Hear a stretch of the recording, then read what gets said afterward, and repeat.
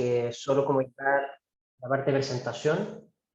Les quiero mostrar algo que es un complemento al encargo que viene, que es, ya pasamos de, bueno, tenemos el proyecto, ahora pasamos como a pensar en el lugar específico y a ciertas condicionantes más que son del terreno en sí. Digamos, ahora estamos en Villarrica, no creo que lo vamos a ver, pero solo por mencionar, van a haber condiciones climáticas, van a haber situaciones de pendiente, va a haber situaciones de posición de dónde poner el proyecto, puede haber situaciones de luz también, donde se asolea mejor el proyecto, situaciones de viento y así sucesivamente.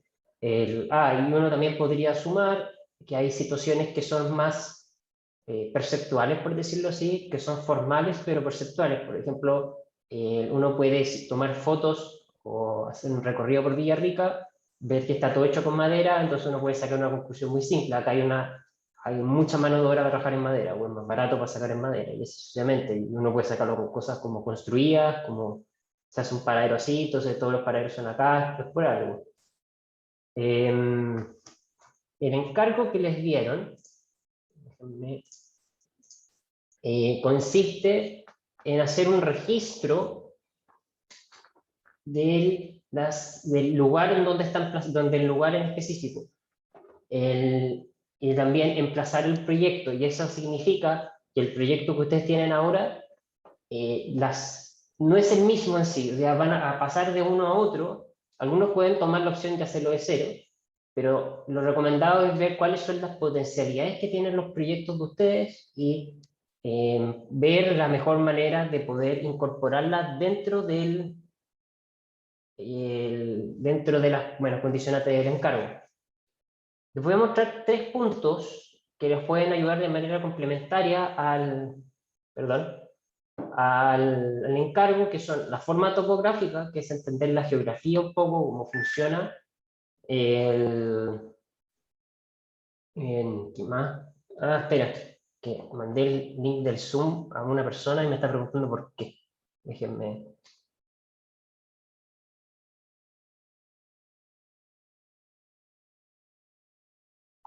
Y ahora sí, perdone. Si no voy a estar todo el rato mandándome mensajes.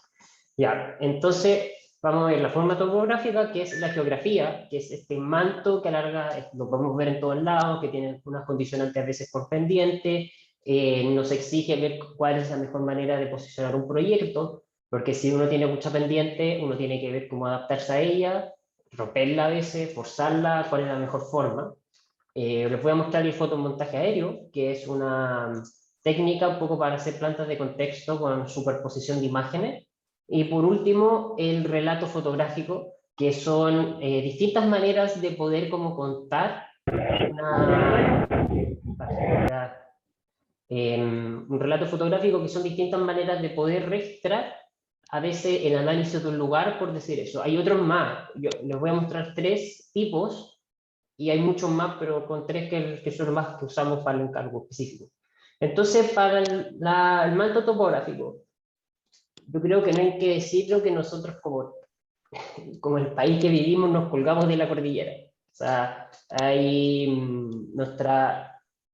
como país siempre estamos observando geografía, siempre estamos presentes y viviendo la geografía, ya sea caminando, ya sea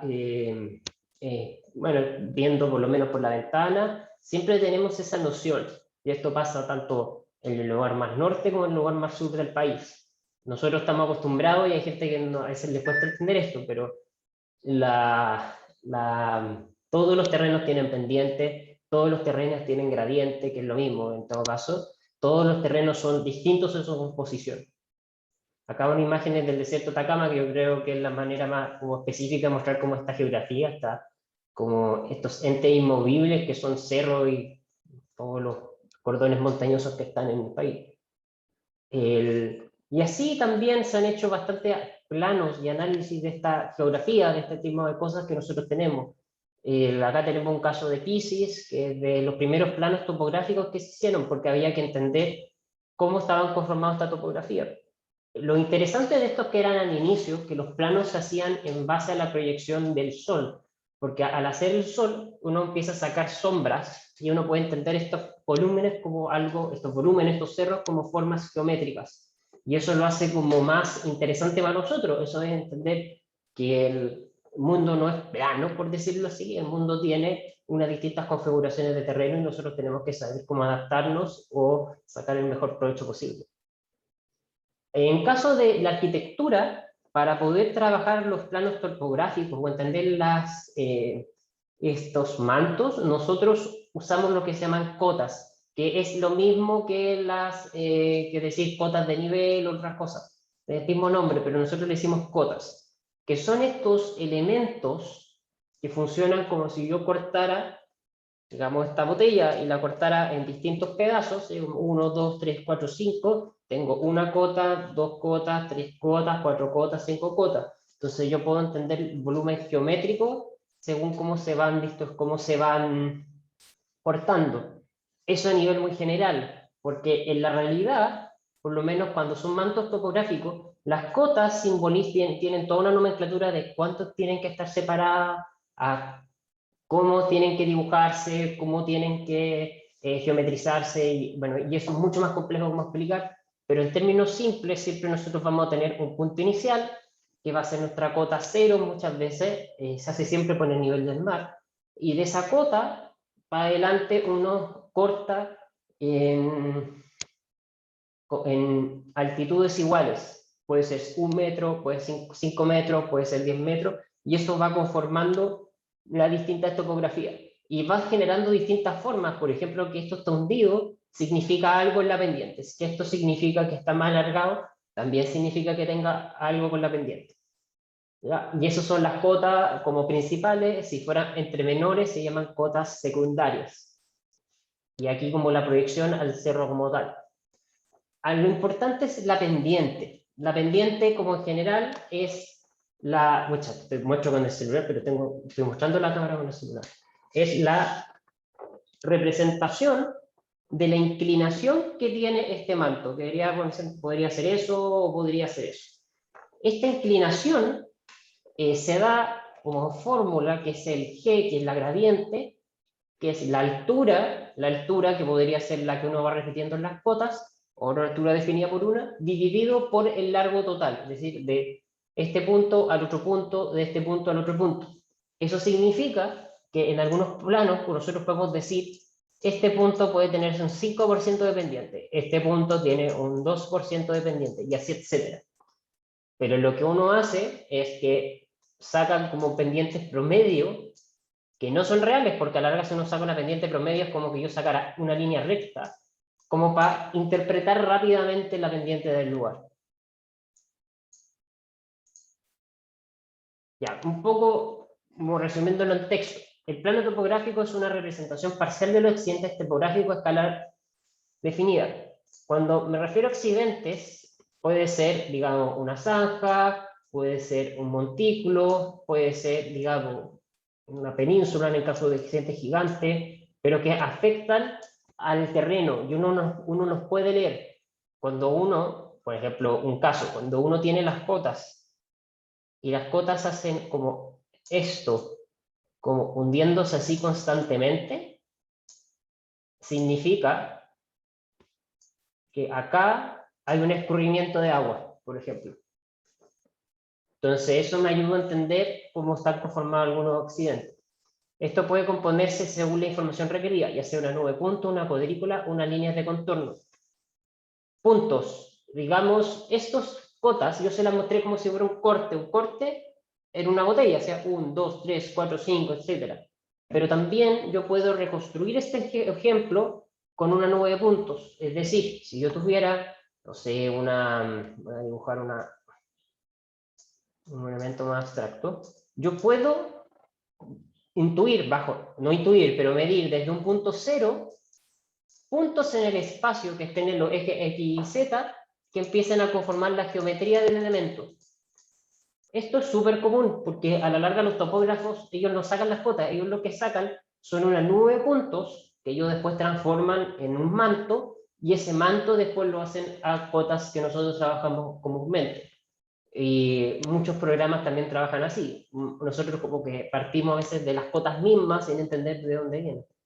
La línea de contorno cotas es la manera más sencilla de representar una superficie geográfica tridimensional en un plano bidimensional. ¿Ya? Y aquí está lo mismo que dije. Acá les voy a mostrar un poco las características de las cotas, porque si hay fórmulas para calcularlas, cómo se va para el otro lado, mejor entender como las generalidades que las componen, o antes de entrar como a lo específico como tal. Acá nos vamos a calcular, lo importante no es que sepan leerla, no es como hoy sepan trabajarla. Por definición, todos los puntos de la misma cota están al mismo nivel, en la misma elevación, tanto si tienen por lo tanto, tienen la misma diferencia de altura entre ellas. Esto es simple, si uno tiene una cota acá, otra cota acá, otra cota acá. Si yo tengo un objeto en este punto y otro objeto en este punto, están al mismo nivel, porque esta cota vendría siendo como la cota 1, y eso significa altura 1. Las cotas siempre terminan en un punto, son curvas cerradas. Eso siempre es así, y eso es porque para poder cortar, uno está cortando un elemento tridimensional, uno está cortando una línea. ¿Qué es lo que sucede? Que a la larga, digamos, un cerro, por ejemplo, el Manquehue o el Cerro del Plomo, por dar un ejemplo, son enormes. Digamos, si uno hace una escala 1 a 100, en ese cerro es enorme, es una escala geográfica. Entonces, las cotas nosotros las vamos a ver como líneas, porque nunca se van a tocar esta con esta, en teoría. Lo que se van a tocar se va a hacer a la vuelta gigante del cerro, va a ser ese elemento. Si uno ve cotas cerradas como el mismo, son pequeños montículos o son vaivenes hacia abajo, dependiendo de cómo está la pendiente. Dos o más líneas de cotas se necesita para indicar una forma tridimensional y la dirección de una pendiente. Digamos, si yo tengo esto y esto, yo puedo entender que acá puede haber una pendiente superior o una pendiente inferior, me faltaría información, pero uno puede entender que esto ya hay una diferencia. Si hay una sola línea, quizá hay una diferencia, pero es más difícil entender esa superficie horizontal, es mucho más plano de lado a lado. El agua fluye perpendicular a las líneas de cota. Esto es súper importante. Si las líneas son así, el agua escurre perpendicular. Y como les expliqué antes, si el agua hace ese movimiento en perpendicular, empieza a tornarse en este tipo de elementos, de figuras que son así. Entonces se van ramificando y empiezan a ser siempre en puntos perpendiculares. Hasta una forma entretenida de a veces crear cursos de agua es cuando uno hace las cotas. Digamos, acá están las cotas, y en el curso de agua, uno busca acá, tiene como que ejercer la pendiente del elemento que uno quiere hacer, que no lo vamos a ver hoy día, quizás en 2 semanas más, y ese elemento uno lo calza acá, y este punto no me quedó, pero va a buscarse la perpendicular que hace radio, y así sucesivamente va a hacerse lo mismo para el otro lado, va a hacerse un radio, y saber cuál es ese punto, ese radio es tangente al mismo lado, y uno empieza a sacar los puntos de escurrimiento u otros lados, o con pendiente fija.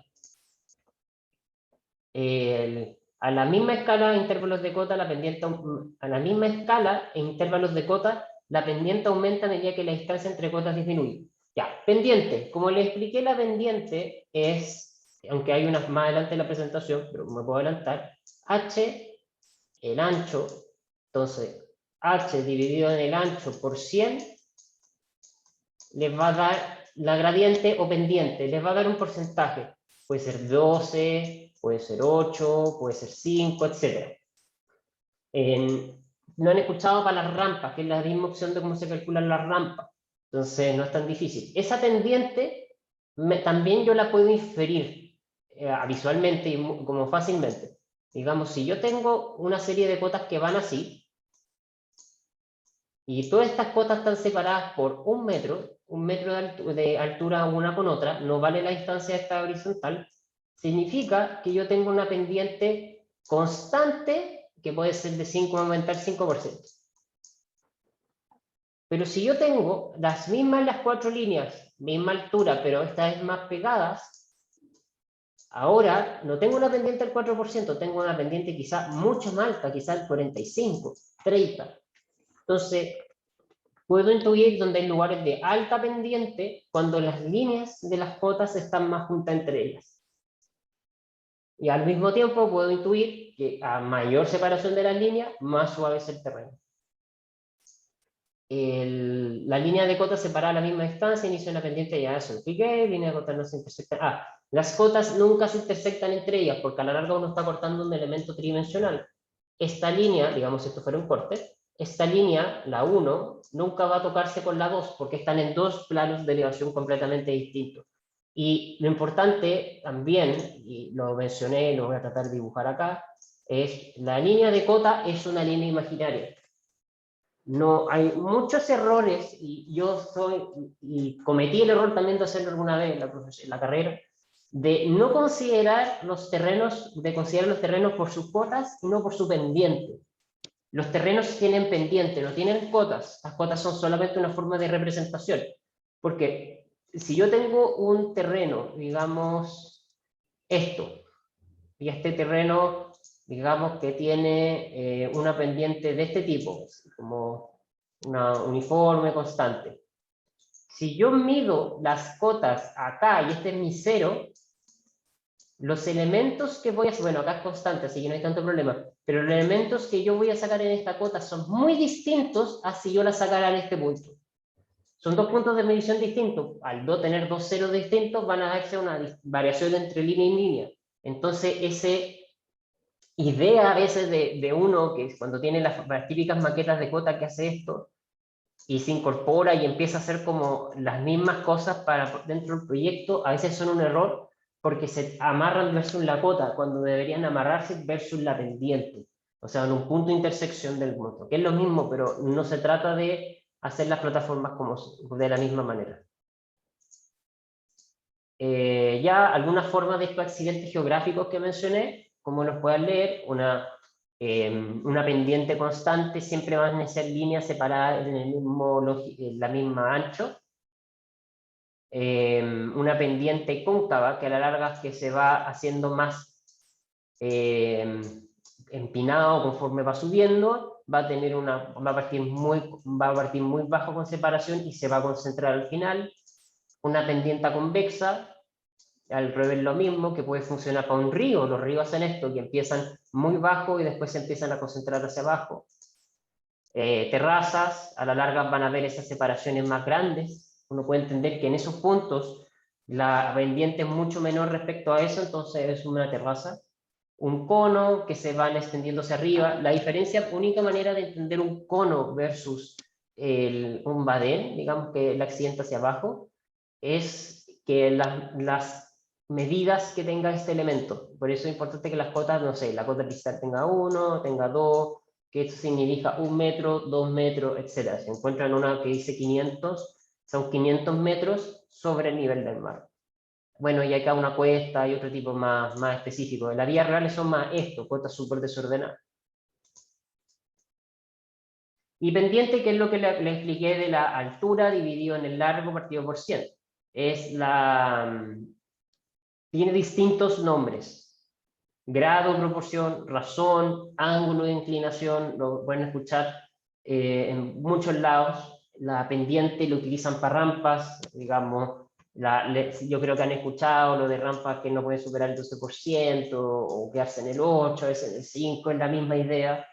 La gracia de la pendiente es que el agua tiene que escurrir y tiene que llegar a una parte, y no en el caso de nosotros, pero digamos, uno tiene que ver dónde escurre, dónde son las pendientes mayores, porque a veces tiene que evacuar esta agua y sacarla de los tipos de construcción. Es la tendencia con la que... no, me enseñaron con dos tendencias. O sea, hay arquitecturas que son de sacar el agua. A la larga, el proyecto está en un lado, por ejemplo, en un cerro, y el agua pasa por la casa. O sea, la casa tiene todo un sistema para sacar el agua, para que toda esa agua que está pasando por pendiente natural, lluvia, lo que sea, siga su curso natural y se vaya. Pero hay otros, y eso tiene sus pros y contras. Su contra principal es que estás evacuando un nivel de agua súper grande, empezando en un cerro específico, un caso que pasó el domingo pasado.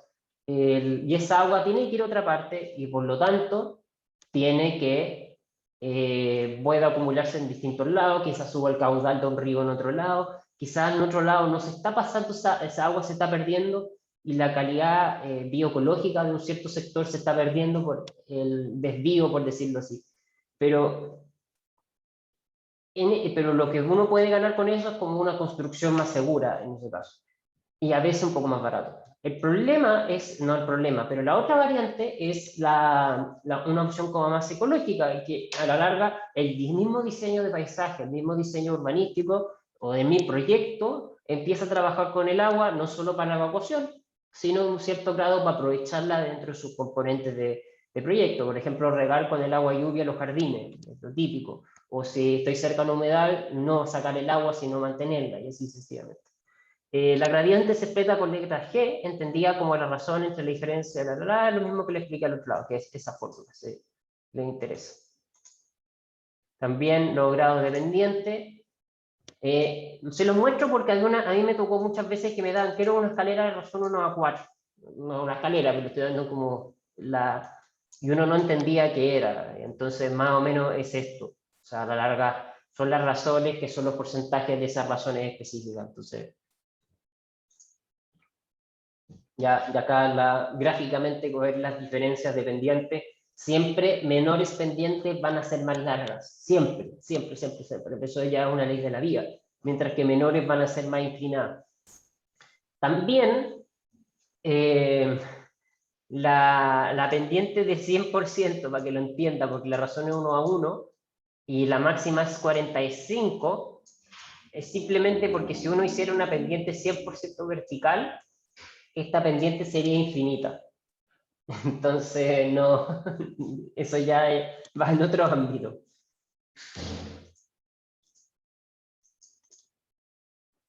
Acá está la fórmula más o menos de cómo se saca el grado pendiente, etc. Y aplicaciones, bueno, en este caso eran para unas maquetas. Entonces, hay maquetas que se hacen como 9 puntos. A la larga uno saca los puntos en el espacio y uno empieza a transportarlos o mostrarlos de cierta manera. Digamos acá, no creo que es pendiente, en este caso yo creo que es la concentración de datos. Pero también uno puede explicar que se forma una geometría siguiendo esta nube de puntos, en este caso armada por unos clavos. Acá también tenemos la nube de puntos, que en este caso está en una cuadrícula perfecta, y al sacar una cuadrícula perfecta, yo puedo después triangulizarlo, que es que es lo que uno hace en SketchUp, lo que uno no ve en SketchUp o en otros programas, uno tiene un cuadrado o un rectángulo, pero ese rectángulo está compuesto de dos caras, de esa triangulación y esa triangulación. Y eso es así. Acá es lo mismo, uno puede hacerlo y formar una maqueta que funciona más como un manto, más que una representación de las cotas. Acá lo que vendría siendo como el manto en vez de la típica maqueta de cotas. Que esto es más entender la pendiente del proyecto. Acá también la representación de las líneas de puntos trianguladas como una pequeña presentación en maqueta. Esta es otro caso, este es un caso ya pasando por nuevas tecnologías que tenemos, por ejemplo la CNC.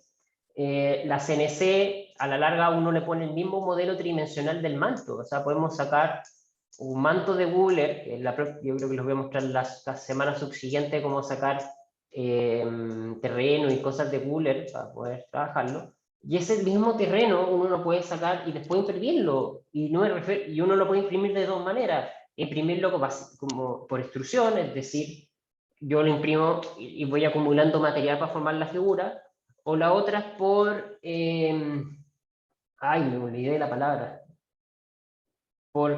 es por resta a la larga. En vez de tener, yo sumar material, le voy a un cubo, yo le voy como calando el material y voy generando esta topografía. Y eso generalmente se hace con CNC. Son unas maquetas de línea para simbolizar, como alambres y líneas para simbolizar topografía. Estas son las nubes de puntos, las cotas que están al otro lado. También existe, pero esto es lo mismo que entra por la representación del manto. En vez de cortar horizontal, uno puede cortar vertical y puede formar ese manto. Gonzalo hizo una maqueta así. Y por lo último, esto es como importante mencionarlo. Si bien no en el taller y todo, no somos como, oh, hiciste una maqueta de este tipo de cotas, de toda la cosa, porque a la larga son maquetas de estudio. Uno tiene que entender eso. Pero no significa que la transcripción directa de ese plano de cotas es eso. Eso es solo una representación de la topografía. Por eso, eso no es el terreno en sí. Si yo empiezo a decir, ¿sabes qué? Justo mi proyecto está acá y lo empiezo como justo a jugar con estas cotas, no es tan así. Porque en la realidad, de acá para acá hay tierra, de acá para acá hay tierra, de acá para acá hay tierra. Entonces, la pendiente rige más que las líneas de cota en sí. Pero las líneas de cota se pueden usar de manera referencial para poder entender o dar a mostrar las intenciones del proyecto. Ya, esto era, y se los voy a mostrar la próxima, subsiguiente semana, que es armar topografía de tres maneras, teniendo las cotas de terreno, y uno puede armar la topografía. Segundo, no tengo las cotas de terreno, extraerlas tablado, en este caso de Google Earth, que es la única opción que tenemos, hay otras más, las sacamos y armamos la topografía. Y caso inverso también se puede. ¿Ya? Bueno, ahora les quiero hablar un poco del fotomontaje aéreo. El fotomontaje... Me esperaron un poquito que me mandaron un mensaje.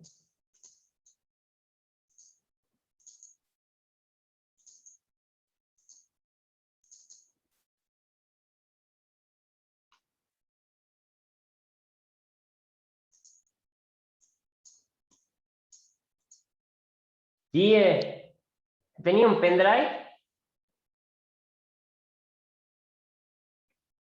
Ay, perdón.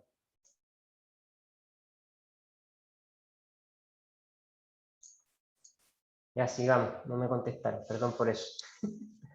Ya, ahora les voy a hablar rápido del fotomontaje fotográfico.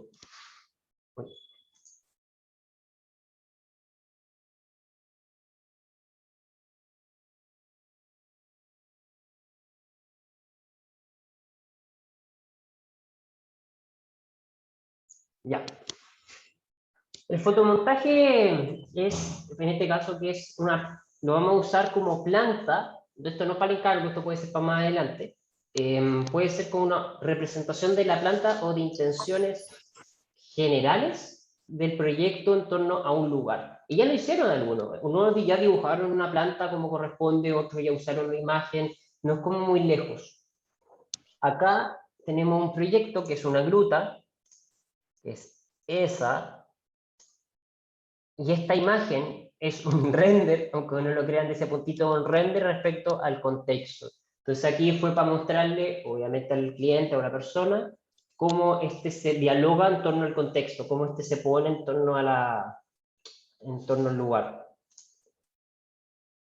Acá tenemos otro, que es en este caso es el Teatro del Biobío, de Smith and Wright, donde tenemos la costanera, el teatro y su posición respecto al contexto.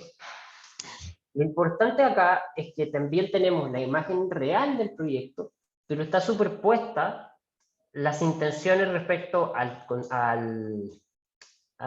los caminos, recorridos que se van a generar para llegar al hotel, también los que están existentes, y la fachada misma, no la fachada, el techo mismo del teatro. Son simplemente formas como para decir así se pone el proyecto respecto al lugar, pero en los dos casos que les muestro son como renders, son como casos más trabajados. Acá tenemos otro caso, este es del Parque San Borja, este creo que era el tercer lugar, o la mención, que el proyecto, una buena manera de mostrar un proyecto que es de una escala igual urbana, súper grande, es mostrarnos su relación en torno al contexto. Entonces, en vez de dibujar todo el tema, igual lo dibujaron, pero mostraron su relación con la altitud, en este caso con la sombra de los edificios que rodean al parque, y después un trabajo de colores, de entender, hay un anillo interior, exterior, hay un anillo interior con una cierta vegetación del proyecto. Esto ya algunos lo han hecho, pero en CAD, creo que vuelvo a repetir, acá tenemos otro tipo de intencionalidad, que tenemos imágenes satelitales, también están cambiadas respecto al proyecto, pero están destacados elementos importantes, en este caso un 0, como elementos que a uno le llama mucho la atención. También que estas imágenes, esta no, pero muchas no tienen la perspectiva, sino que son fotos, en este caso son ortofotos, que son como fotos que son corregidas de la perspectiva respecto a la curvatura natural de la Tierra. Acá ya tenemos una planta tipo fotomontaje, porque este es un dibujo 100% hecho, no es como que se montó respecto a la foto, sino que a la larga se hizo el dibujo y después se empezaron a poner los elementos. Este es de un concurso en Farellones. Los colores podríamos decir que están de más, pero uno puede entender la vegetación o las cosas que están como interviniendo respecto al proyecto. Este es un proyecto de paisaje, así que se trabaja mucho eso. Otro caso, esto es una planta y son hechas, o fueron hechas en su momento por Danilo Martich, que va a ser un profesor que va a tener más adelante, si es que ya no lo tuvieran. Trabajó mucho tiempo con el Teo y hizo varios de estos como planta fotomontaje para entenderlas como composiciones de los lugares, pero también como entender como si fuera como de una vista aérea. En este caso tenemos claramente que, bueno, si viene una línea, podemos entender cómo se compone esta plataforma superior que va uniendo todos los sectores del parque. Que este es acá está el Estadio Nacional. Que este ya no se hace, como voy a mencionar. ¿Ya? Otro que esta nos gusta mucho por la intencionalidad de las cosas. Porque si uno hace una planta, también, ¿qué es tanto muestro que no muestro? Porque, digamos, yo tengo una imagen de lo contador. Digamos que esto es lo contador. Vamos a hacer en los caminos. Digamos, esta es lateral, otra, esta que es así. Después tenemos la clínica, que podríamos decir que es como estas cosas que están acá, etc. Si yo hago un plano, es súper importante qué es lo que quiero mostrar o no quiero mostrar en el plano. En un fotomontaje igual, digamos, yo puedo mostrar todo, pero cuando uno muestra todo no selecciona, entonces eso es preocupante. Yo puedo centrar el proyecto respecto al contexto, que es como lo más común, digamos, el proyecto está en el contexto, chao. Pero también hay casos que uno puede hacer como tirar el proyecto a una esquina y mostrar todo lo más que hay de contexto, o simplemente dejarlo arriba y enfatizar algo que está pasando abajo, y así sucesivamente, o al costado que uno puede enfatizar lo que está pasando a la derecha en ese caso. Esta imagen va más con eso y otras que les voy a mostrar. El Centro Atlántico Internacional tenía que estar posicionado al borde costero del Estrecho de Magallanes. Es decir, está con este mar que es picado, o sea, un mar, no es un mar tranquilo, es parte importante del proyecto, está su cara principal. Entonces, ¿qué es lo que hago? Pues acá el gallo centró el proyecto y dejó una mitad de la imagen agua. Y eso fue una intencionalidad de la cosa. Y lo demás súper sencillo, porque es un edificio convencional en este caso, como de forma rectangular, como que cambia mucho. Y por otro lado tengo como el efecto de la Patagonia, de la inmensidad, por decirlo así. Entonces es importante saber cómo yo enmarco este tipo de cosas, no es llegar y poner. Eso es lo que quiero decir. Hay un proceso de ver qué es lo que se ve bien, qué es lo que quiero mostrar, qué es lo que quiero hacer, etc. Y también uno puede seleccionar, no es necesario mostrar todo. Digamos, si yo tengo las calles, yo puedo enfatizar solo algunas calles, que es lo que le mostré una vez con el de Valparaíso. Entonces uno no necesariamente tiene que dibujar el contexto, sino a veces las calles que lo circundan y el proyecto, si es que a uno le interesa la circulación más que otra cosa. Este mismo del CAI, misma idea que les comento antes, la diferencia este es como el segundo, el otro es el tercer lugar, otra manera de representar el mismo proyecto. Y lo interesante, son dos arquitectos distintos, pero llegaron a soluciones similares, porque el contexto era el mismo. Bueno, acá un ejemplo del taller que se posiciona frente al cerro, las cotas, etc. Uno más sencillo en estos casos es usarlo, el fotomontaje como un complemento. Digamos, saco una imagen no muy buena, en este caso, una imagen sencilla de Google Earth, y la complemento con información, o sea, completo que es la calle, dónde está mi proyecto, y hago una separación del uno y el otro. Es una imagen, quizá una imagen blanco y negro, un poco más, tanto relleno, más con menos opacidad, de tal manera de enfatizar el proyecto, pero entender, ya tengo un contexto inmediato. Y quizá en este caso, digamos, acá hay un edificio que me interesa, lo dibujo. Y voy empezando que hay un diálogo entre otros edificios. Entonces, este tipo de cosas también me pueden acelerar un poco a tomar decisiones más rápidas. Si esto queda muy bien en el fotomontaje, digamos, tengo que posicionarme en Villarrica. ¿Qué es lo importante de Villarrica? Quizás veo el mar, quizás veo el lago, quizás veo el volcán, quizás, no sé, unas cosas extrañas, justo tengo un ángulo y veo Pucón, estoy inventando, pero uno puede sacar ese tipo de ideas. Ya, otro caso, este es más convencional, que es como un collage fotomontaje, de posicionar elementos en el espacio y empezar, digamos, el mar de un color, el mar del otro. Acá el mar es mar, pero yo a veces digo, uno puede usar textura o cosas para estas cosas que son fuera de lo convencional. O sea, una vez yo usé una cerámica del baño para simbolizar el mar. Tomé foto y usé esa cuestión como lo recorté y le puse mar, listo. Y quedó bonito, como para salir un poco de lo convencional muchas veces. Otro caso, imagen muy pixeleada. Acá no es tan buena la relación del proyecto con algunos lugares de contexto, pero es interesante cómo se posiciona frente a la bahía. Pero voy a quitar la sala de espera porque... Ya, mismo caso, taller, otra manera de posicionarse. Esto ronda lo que no es malo, pero lo que encuentro interesante es que destacó vegetación respecto a lo demás y caminos, y lo manejó en blanco y negro de tal manera de intencionar un poco una decisión del proyecto. El problema fue esto. No es el mismo proyecto, pero además posiblemente fueron como del mismo grupo, y estas cosas no es lo que hay que hacer. O sea, es importante también que esto tiene un cierto grado de pulcritud en el sentido de la factura que se hace. Digamos, es sencillo tomar imágenes y pegarlas, pero también es importante qué intenciones tengo que dar, cómo lo quiero mostrar, si quiero usar una serie de líneas, o la imagen está tan mala en resolución, porque si bien ya usamos en un mundo donde uno puede ver Google Earth, Google Maps, listo, saco la imagen. Algunos pueden ser pueden ser más exhaustivos, buscarlo en Bing o buscarlo en otros servicios de mapa o en otros programas de mapa, y sacar imágenes bacán y toda la cosa.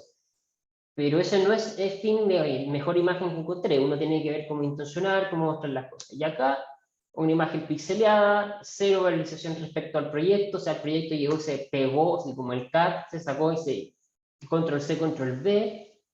Uno puede entender más o menos las cosas, pero es malo. Y uno tiene que también tener buena factura en las cosas, por lo que uno está mostrando. También, este es un dato que lo pueden buscar en como imágenes ortografía, que la pueden buscar, que son las imágenes sin corrección, con que tienen corrección vertical respecto a Santiago. Y estas son imágenes muy buenas, de muy buena resolución, respecto a Google Earth. El problema que tienen es que cuando se hizo este estudio fue el 2012. Entonces ya tienen 9 años de diferencia esta foto. Entonces es importante mencionar eso, pero las calles, las dimensiones no cambian, lo que ha cambiado son las construcciones. Y algunas calles, pero no, o sea, no conocemos. Bueno, acá es un resultado de lo que uno puede sacar de estas fotos como al nivel de calidad. Como si no hay perspectiva, uno puede entender qué es lo que es techo, qué es lo que es calle, qué es lo que es otro. Por ubicación, este es Apumanque, este es el líder de la Apumanque, que ya no existe, creo que lo están demoliendo, pero no ha pasado. Y esta es la imagen extendida de una de las primeras que le mostré, respecto a la instalación, respecto al contexto. Y por último, el relato fotográfico. Cristian más o menos lo introdujo ayer, lo mostró para encargo qué es lo que se debe hacer. Nosotros al taller por lo menos antes de la pandemia, hacíamos un viaje a los lugares respectivos al proyecto. Siempre nos mantuvimos como en lugares que eran no accesibles dentro de auto, digamos, el semestre pasado hicimos cosas cerca de Coyhaique, nunca íbamos a ir a Coyhaique, los costos son muy altos, pero nos movíamos, no sé, entre La Serena y quizás hasta Chiloé y hemos llegado, porque uno puede moverse en esas distancias. O sea, no en Chiloé no tanto, pero más o menos uno puede hacerlo. La gracia del viaje era no solo para entender el contexto, no es solamente vamos a ver dónde vamos a hacer los trabajos. El viaje tenía el encargo también de observar las condicionantes de los lugares a los que íbamos. Si tú estás, no voy a inventar, voy a cerrar un poco, voy a dejar la cámara. Si tú estás en Villarrica, por decirlo así, las condicionantes externas, digamos, el clima y todo lo demás, no son muy distintas a las que está pasando en Pucón. Tampoco es muy distinto lo que está pasando en Lago Ranco, quizá un poco más. Pero no son tan distintos entre sí. Y uno puede hacer, entendiendo esas condiciones, uno puede hacer como recortar, entender elementos que uno puede sacar de estos lugares.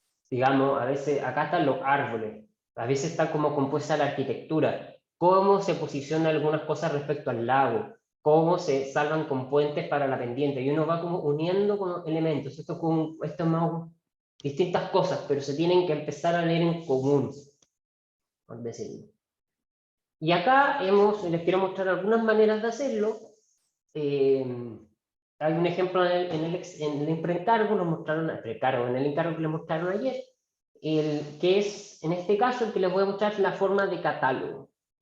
Y el catálogo, si ustedes a veces han abierto, y ya cada vez son pocos, pero yo me acuerdo cuando era niño, y que es súper malo para el medio ambiente la cuestión, era como que tú no ibas a Navidad, al Falabella, sacabas ese típico como catálogo de regalo, y te mostraban las distintas cosas. Y lo gracioso de todos los catálogos, que casi todas las cosas, a excepción de lo más grande y lo bacán, está siempre en el mismo ángulo, en la misma posición, de tal manera que uno puede hacer una comparación entre un elemento y el otro elemento. Eso es lo que funciona acá. Acá les muestro unas imágenes que son catálogos, que son distintas imágenes tomadas con el mismo perspectiva, punto central, misma proporción, mismas condicionantes, mismo clima, mismo tanto, y así sucesivamente. Todas las variables son empezadas a sacar de tal manera de solo mostrar las diferencias, que en este caso son los objetos. Por ejemplo, esto. Digamos, ya hay un cerro y todo, pero la condicionante en la imagen es distinta, entonces uno empieza a ver cómo a contar un relato, a armar algo de en torno a las cosas, quizás de elementos sueltos, de elementos de lo otro.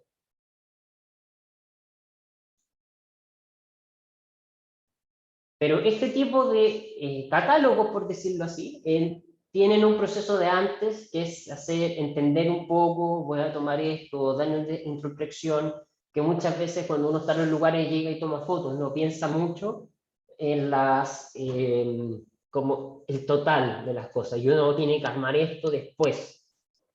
Pero este caso ya está hecho de antes, como pensado ya me voy a tomar. Por ejemplo, y esto se hizo mucho en la escuela mucho tiempo, que todos los proyectos, y lo pueden ver en los talleres, por ejemplo, el de Eduardo Berchani, no sé, el de Sandra Turra, que son los superiores, que funcionan casi como, no es la palabra reproducir, pero usa la palabra reproducir, reproduciendo proyectos. Entonces se usa el mismo ángulo, misma proporción, misma forma de hacer una axonométrica, estos no son de esos talleres. Entonces, a la larga, los proyectos, al estar en igualdad de condiciones, en el sentido todos con la misma representación, todos con esto, todos con acá, todos con acá, son súper comparables entre sí. Y eso es, en general, en términos académicos de presentación, súper buenos, porque a la larga uno puede mostrar el trabajo del taller y se ve como un retrato general. Y eso podría ser más un catálogo. El problema de eso, como yo lo veo, y esto puede ser una opinión personal, es que les quita como expresión personal de cada alumno. Como que yo encuentro que cuando los talleres de formación, es necesario que exploren alternativas de cómo mostrar los proyectos siguiendo guías. no tanto como oye, tiene que ser así, así y así, sino si, ya entiendo cómo funcionan las reglas, déjenme cómo probar esto dentro de los límites del encargo, hasta cuánto puedo llegar.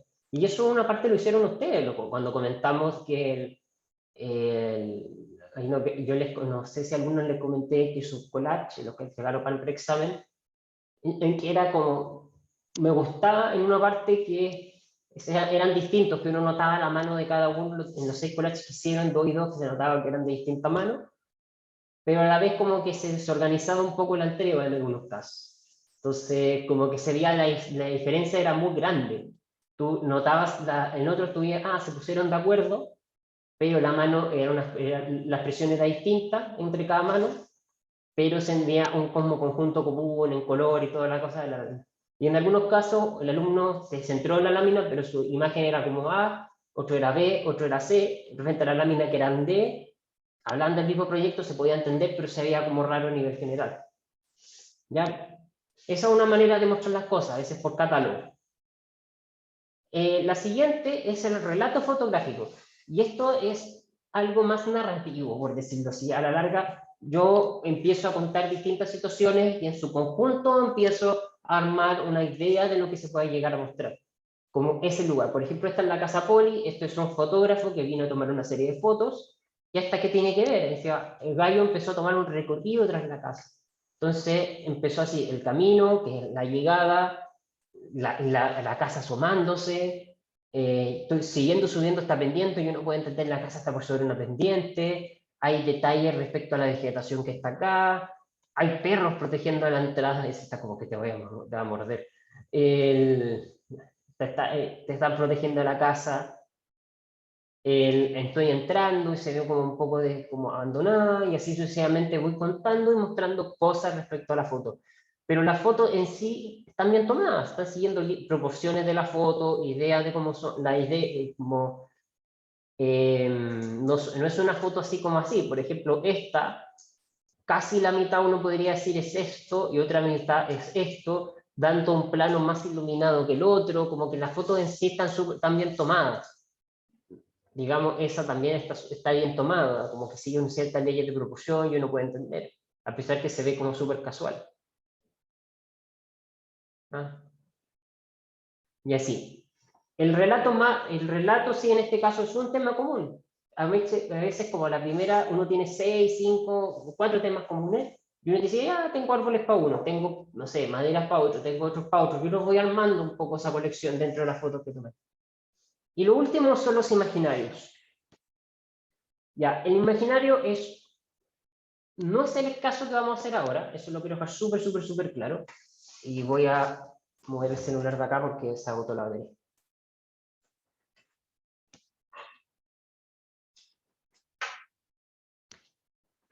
Ya. El imaginario no es lo que vamos a hacer, eso es súper, súper importante recalcarlo. No sé si lo van a escuchar mucho como idea.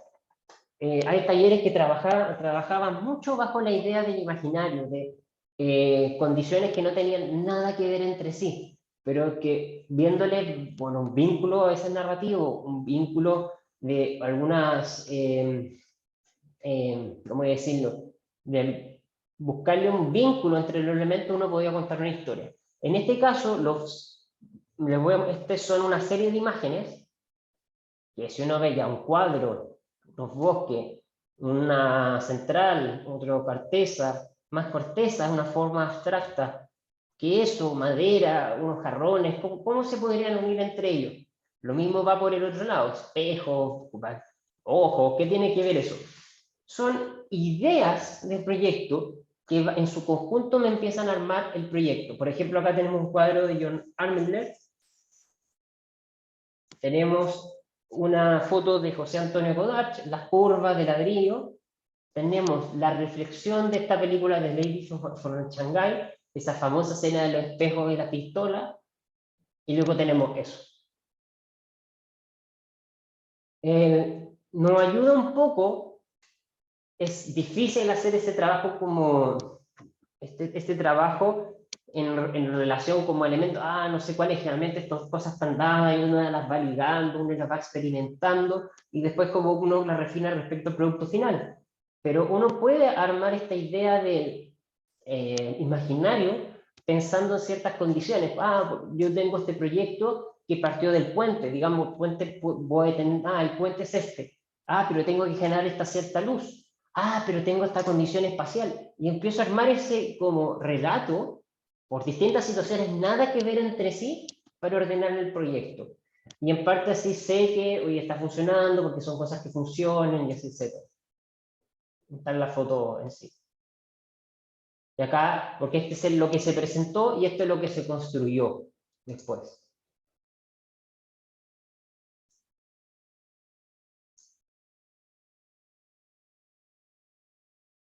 Ya, no voy a preguntar. Y esto es lo que se construyó después, que no es muy lejos, o sea, a la larga. Yo no, o sea, sí, los colores son todo muy distintos, pero el efecto de reflexión y la idea se mantuvo como uno quisiera. Ya el contexto puede cambiar un poquito. La idea del pasto, ya, uno no tiene un pasto con flores y toda la cuestión, pero uno tiene ese como manto verde donde echarse. Bueno, este era un caso del taller. Ahora vamos a trabajar en un lugar. Y es importante, si bien no pueden ir, yo encuentro que y he hecho el experimento, uno puede buscar imágenes. No solo en Google, busquen en Flickr, sapen fotos viejas a veces, sapen fotos de sus amigos, sapen gente desconocida que justo encontraron un link en Google para buscar Drive, que tienen distintas condicionantes interesantes para poder armar sus antecedentes. A ver si puedo encontrar algo para mostrarles. Algo rápido acá. Estoy buscando unos antecedentes. Parece que no tengo en este computador.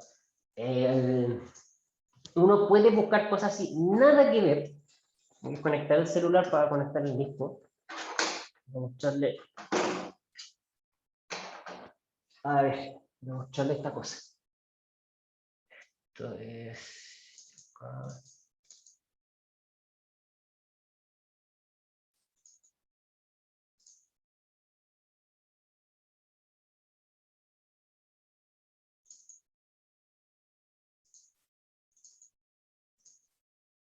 Ya, miren. No sé si se ve la pantalla. Déjenme. Ya. Ahí lo muestro.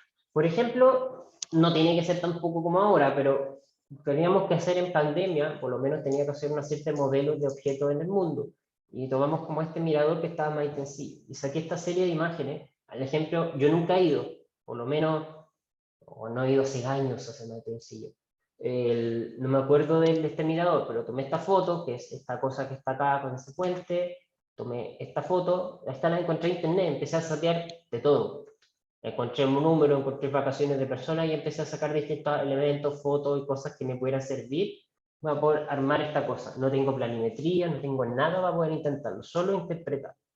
Y en base a eso, yo puedo, como en este caso es reconstrucción, puedo reconstruir cosas del proyecto. En este caso acá está la planta, con las rocas que modelé, y una mini axonométrica como del elemento, por decirlo así. Y todo eso como en base a fotos, como entendiendo la geometría, viendo ciertas proporciones, viendo ciertas cosas, y uno puede darse una idea de cómo es. Bueno, y acá hay unos ejemplos. Estos son ejemplos virtuales, que los alumnos lo hicieron, caminaron en Google Earth, empezaron a ver condiciones antes del proyecto. Irónicamente, nos pensamos que no iba a salir bien, salió bien esa tarea, y se ha repetido y ha salido bien en todos los semestres, en el cual el alumno empezó a pasear y empezó a ver condicionantes, o sea, los caminos, las edificaciones, el mar y el cerro, el terreno en sí. Y después arma un collage, este no es el mejor de los collages, pero el collage del proyecto que se está relacionando con el cerro, el mar y todo lo que uno podría pensar. Lo mismo va por este lado. Este es más un despelote, pero se te puede entender, si uno le hace el esfuerzo, uno puede entender la relación, cómo va la cuestión con el cerro, el agua, y después puede sacar el otro como collage. Este no es tan bueno, pero uno puede entender que es una bajada y acá está como la protección. Acá el alumno entendió, porque su proyecto en este caso estaba cerca de la Escuela Naval, en Valparaíso, entonces empezó a hacer su recorrido por Valparaíso y descubrió lo que una vez Cristian mencionó, que dibujar y tomar fotos en Valparaíso es súper difícil porque hay perspectivas por todas partes. Y después armó su proyecto, que es, no sé aún qué es, y aún me gustaría descubrirlo, pero asumamos que está por acá, como este recoveco para poder llegar y que el proyecto nunca saber entero, sino saber por partes en medio del paraíso. Esa fue una muy buena observación. En otro caso, y el collage, en este caso como una foto movida, que es más un croquis que un collage, en este caso. Y eso. Déjenme acá. Y un poquito. Ya. Entonces, hoy día les dije que iba a hacer algo más corto. La verdad, yo me traspapelé en la fecha. Les voy a mostrar un poco, como comentando lo que vamos a hacer las próximas semanas. La próxima semana no hay representación, porque estamos en semana de receso y vamos, por lo menos conversamos con los profesores de mantener un buen respeto en torno al horario de la semana de receso. Posteriormente vamos a entrar con la fase final del taller. De momento todo me indica, o por lo que sabemos, que la entrega va a ser presencial del examen. Por lo tanto, vamos a empezar a ver cómo generar, trabajar bien una clase entera, como para sacar imágenes como corresponde, hacer el trabajo, no un collage, como lo mostramos la vez pasada, sino rondando a veces contra el render, sacar otras cosas que uno les puedan ayudar. También la idea es, hay una axonométrica explotada que les pidieron. La axonométrica explotada, voy a subir la clase de la semana pasada porque ahí hablamos de axonométrica y por lo tanto ahí pueden trabajar para sacar axonométricas desde esa clase. El importante de esa clase es que no les dije cómo hacer explotadas, pero si uno es ordenado respecto a capas y grupos, uno puede pensar los mismos elementos y empezar a extruirlos y empezar a armar las cosas. O sea, digamos, puedo tener, voy a cerrar esto, está el agua, la tapa y el posavasos en 3 distintas capas y después yo la elevo hacia arriba. Y esa es la gran diferencia ya quizá con la axonometría. No sé qué más, no sé si tienen dudas. Ah, y lo que faltó, y les quiero mostrar, pero no ahora, es cómo trabajar topografía, sacarla de SketchUp, pasarla a AutoCAD, de AutoCAD, etc. El mismo trabajo. Si ustedes necesitan y cómo sacar cotas de manera muy rápida, mediante SketchUp, que utiliza Google Earth, cotas súper rápidas. Y así como perfiles de nivel muy esquemáticos, pero que les pueden ayudar para propuestas iniciales. No sé si tienen dudas, fue como bien rápido de idea. Yo tengo una duda, profe. ¿Sí? Que es sobre las fotos que hay que sacar. ¿Las fotos tienen que ser del sector que elegimos o de toda la ciudad? Libre. Yo recomiendo que sean de la ciudad, por lo menos de 16 fotos, 12 o 8 sean de la ciudad y otras quizás del sector. Entender las condicionantes que rodean ese sector, entonces muchas veces puede ser la ciudad y encuentran algo de arquitectura que les llama la atención, o una forma de construir que les llama la atención y que se repite, o una forma estética también. Ya, ¿Ya? gracias. También no consideren solo, digamos, vean, dense una vuelta, digamos, esto en Villarrica. Busquen, no solo en Villarrica, busquen en la ciudad aledaña de cómo se construye, proyectos de arquitectura, vean cómo son las termas geométricas de Germán del Sol, de las termas geométricas pasen a ver cómo es el Hotel Altumalal, de la otra, y así sucesivamente, le estoy dando como nombres de obras que me acuerdo a primera, que son obras importantes del sector que iríamos a visitar y es importante que las conozcan y quizás sacan ideas de real con respecto a eso también. Es como un tip. ¿Ya? Ahora, bueno, si no hay dudas, yo creo que hoy día terminamos por acá. Les dije que iba a ser cortito. Ahora sí, la semana pasada dije, vamos a terminar corto, y terminan a las 6.